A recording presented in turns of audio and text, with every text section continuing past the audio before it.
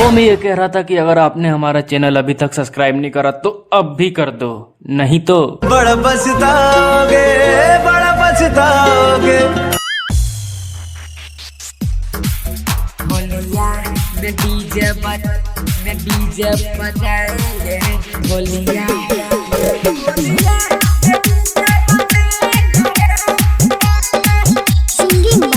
Singing by सूरज हिंदुस्तानी। अरे या बड़ी फागुन में रहबन डाउन में, अरे या बड़ी फागुन में रहबन डाउन में, भौजी को पहिले बताएंगे रे होलिया में डीजे बजाएंगे रे, सब भौजियों को संग में नचाएंगे रे, होलिया में डीजे बजाएंगे रे। और बड़ी फागुन में रहबन डाउन में, सबको पहले बताएंगे रे, अरे होलिया में डीजे बजाएंगे रे, सब भौजियों को संग में नचाएंगे रे।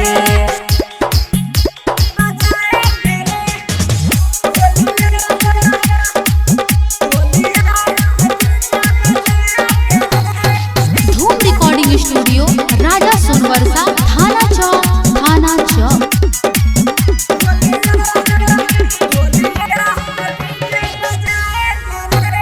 रंग बिरंग के रंगवा लगैबै, बड़ी भौजी के माजा चखैबै, बड़ी भौजी के माजा चखैबै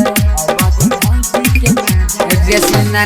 रंग बिरंग के रंगवा लगैबै, बड़ी भौजी के माजा चखैबै, बड़ी भौजी के माजा चखैबै, भैया के साली को मंगाएंगे रे, रे होलिया में डीजे बजाएंगे रे, सब भौजियों को संग में नचाएंगे रे, होलिया में डीजे बजाएंगे रे, सब भौजियों को संग में नचाएंगे रे।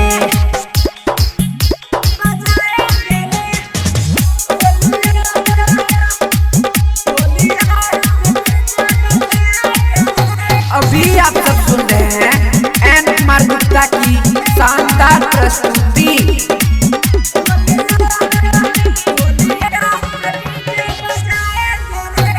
भूलिया न बतिया के नाम नीतीश रे, कहे छो तोहरा राइटर मनीष रे, कहे छो तोहरा राइटर मनीष रे। अरे भूलिया न बतिया के नाम नीतीश रे, कहे छो तोहरा राइटर मनीष रे, कहे छो तोहरा राइटर मनीष रे। गाना सूरज के बजाएंगे रे होलिया में डीजे बजाएंगे रे, सब भौजियों को संग में नचाएंगे रे, होलिया में डीजे बजाएंगे।